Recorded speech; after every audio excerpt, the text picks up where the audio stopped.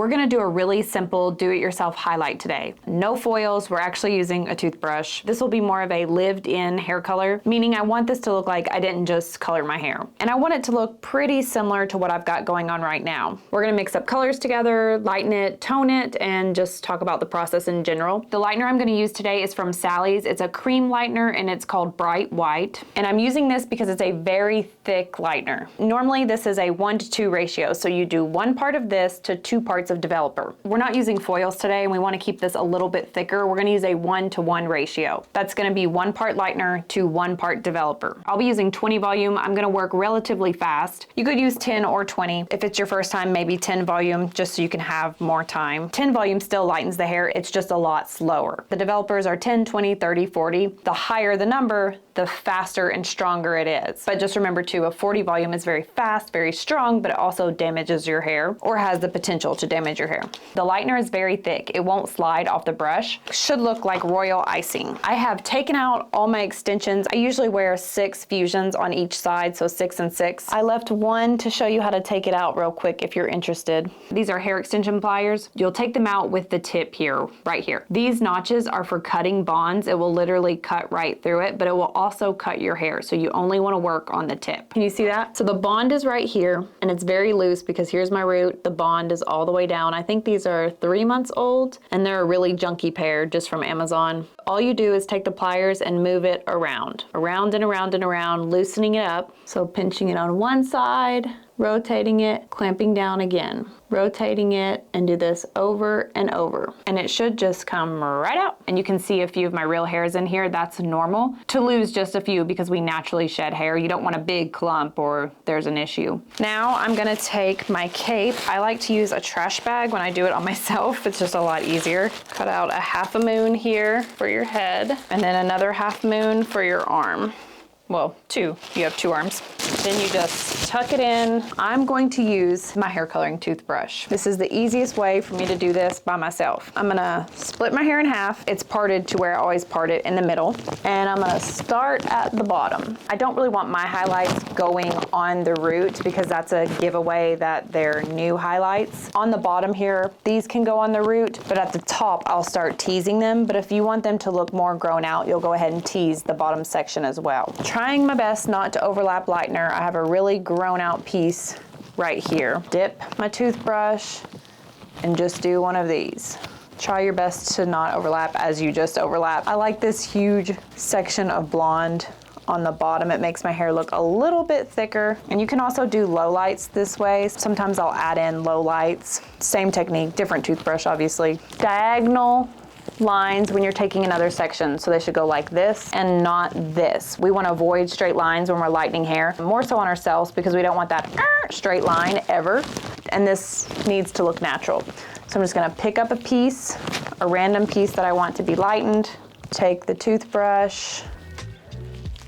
Make sure your sections are pretty thin. That first one I did, probably too thick. And we don't need foils because we're using a thicker lightener. You can also use a clay lightener. Pulp Riot makes a really good one. A clay lightener is used for techniques like this. You apply the lightener and it forms kind of like a tortoise shell or magic shell. Have you ever seen magic shell? The chocolate, you pour the chocolate on the ice cream and it creates a shell. Kind of like that, it creates a protective layer, so when you lay down the other hairs, it's not going to get on it. But you don't have to worry about this bleeding because this should be pretty thick if you mix it up in a 1:1 ratio. So it's fine to lay down. If you're worried about it though, you can put a piece of wax paper if you're at home, foil, whatever you have. Another diagonal line. Diagonal line, this time I'm going the opposite way. So the first diagonal line went like this. Now the next one's gonna go like this. Again, that's gonna help create that natural staggered look. And I'm just picking up random pieces that I want to be lightened.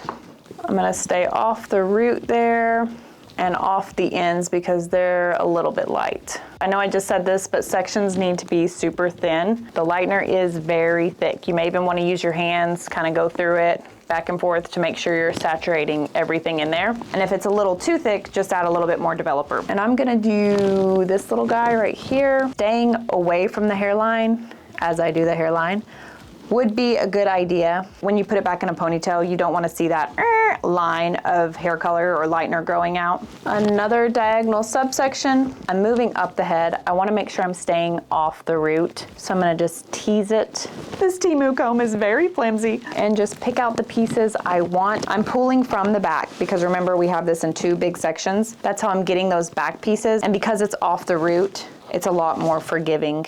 If you want to make sure you have a very natural line when you're doing your lightener, you can take your toothbrush, or if you're using a color brush, whatever you're using, you can go up with it, just like this. It's going to create a grass effect. You can also use a mascara wand. I've done that before also, those disposable wands. That works really well. I usually do that when I'm doing my money piece. And I'll touch up this. The hair around my face right here is pretty fragile because I do wear hair extensions. I need to stop that. I only wear about 6 on each side, but it's about 6 too many. Let's give that up in 2026, shall we? Oh, this is gonna look good. And think of how much money we're saving. Oh, I left a hair extension. Hundreds of dollars we're saving right now. So a nice little chunk here.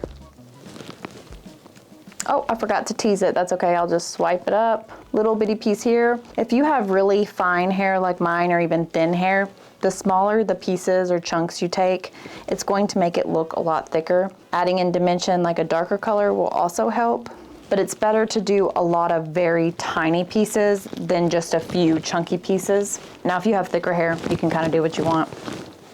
Another diagonal section, teasing it at the top and then picking out what we want to color. Make sure I'm pulling some from the back. The ends are light, so I'm gonna stay off those. You can even put conditioner on those, a very heavy conditioner before you start, to make sure if you do accidentally touch it with the lightener, it'll be harder for it to go through. That looks good. We're getting to the top here. I don't want highlights on my part line, but I do want to retouch this. So I'll take a diagonal subsection and just whoop, do one of these. Doesn't have to go directly on the root for me. I don't really care. It's just a little sun-kissed look. Well, I don't know. I lied. Maybe I'll do a few pieces weaved in at the top, like right here, very tiny. That might look nice.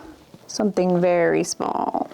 And sometimes if I do the top like this, which isn't often, I'll do the whole head, finish this side and this side, and then do the top last. So it has the least amount of time to process. It doesn't lighten much. It ends up looking just like a sun-kissed blonde, something that happened naturally. That's an option as well. Okay, and I think that's good. I'm gonna go through and quickly match this other side. There's no set processing time. You just kind of have to watch it. Mine is pretty much done. I don't want it to look platinum, and my hair cannot handle being platinum. I like it like this, where it's different shades or levels of blonde. So I'm gonna go ahead and rinse this out, shampoo, condition, towel dry it, and apply the toner. I've got lightener on my Walmart shirt. You can spray it with hairspray to stop the processing.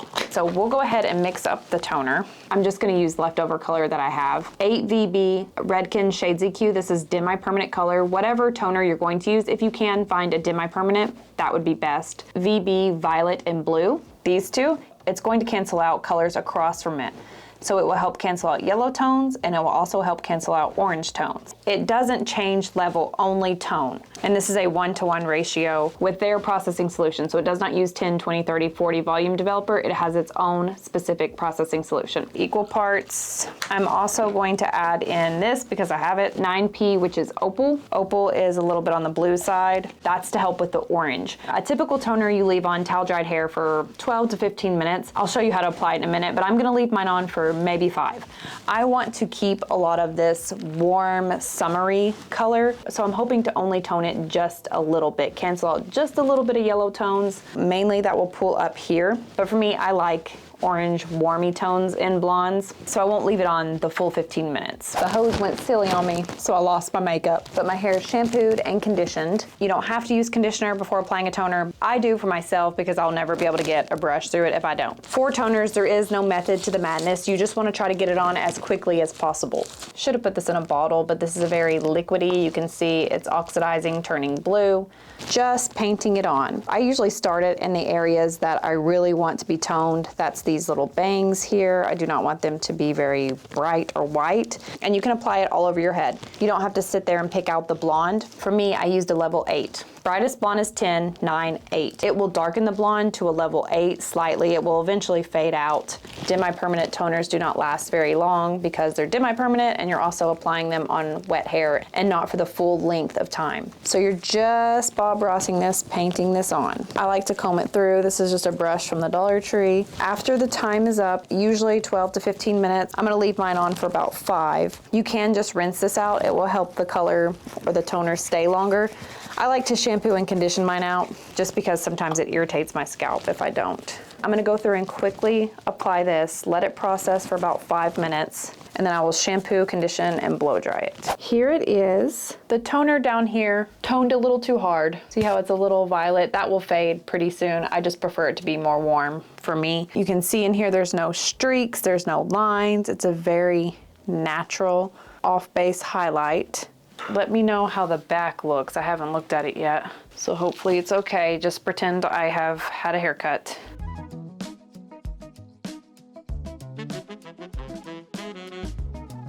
I love the front pieces. I wish this bang would do what I want it to do. That is good for me.